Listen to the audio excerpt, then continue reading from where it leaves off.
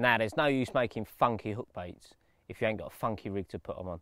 And this one, like the muzzer, was shown to me by a friend. Dovey showed me the muzzer, and this one was shown to me by none other than Gaz Fairham. It's a rig he'd been using to great success on a number of waters around Yateley, and it's one that I've adopted on the venue I'm fishing, the Essex Manor.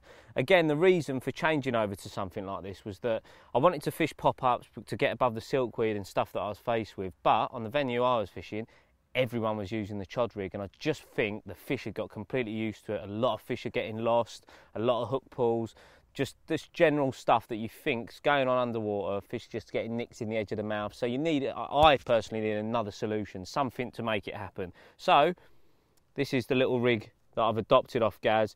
It's very similar to the concept of the 360 rig. However, the 360 is very dangerous. It gets caught up in the net, it tears fish's mouths, which is, you know, an absolute nightmare. You don't want to be using something like that. But this one, really easy to do. It incorporates a micro swivel at the first point. So what I do is I take off 4 inches of supernatural hook link, 18 pound, and then tie on the micro swivel with a 2-turn grinner, straight on the end. The next job is to put that onto the hook itself. So I've just fed that over the point and it's running in there. Now the strange bit here is you're actually going to start a knotless knot in reverse. So with the swivel facing in and the hair, or sorry, the hook link running up, I'll go through the front of the eye and then whip the knotless knot as normal and then come back through the back of the eye towards the point. So it's the start of it's in reverse. So you end up, as you can see, with the material on the inside. The next job is the most complicated job.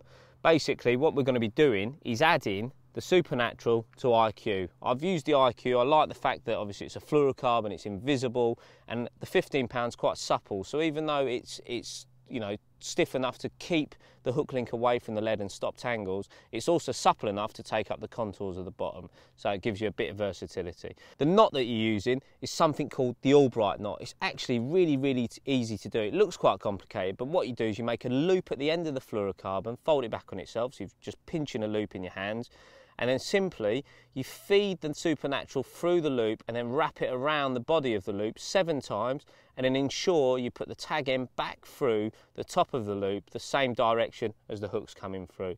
And then all you do is just gingerly work that knot down. It's really easy to do. Just work it down, wet it, and ensure it all bunches up neatly. It isn't sort of tangled up or cutting into itself, and then just slowly draw it down, pull it tight with a puller tool, and you've got a perfect Combi rig. It's all up together, lovely, looks to nuts. So basically I pull that nice and tight, and then just a little bit of putty over the top. Now when I'm doing that, what I try to do is to put more putty on than I think I'm going to need for the pop-up. So I'll put it on to start with, and then simply it's time to put the bait on. There's one of the cell little cork balls that I tied up.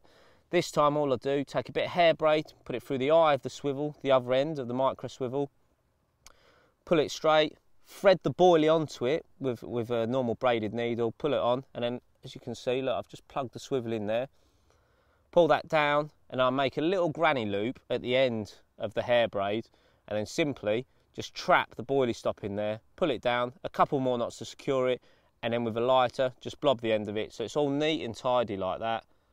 Job's a good one. And then finally, the key part for me is to get it balanced and balanced perfectly. So like I said, I put more putty on than I need.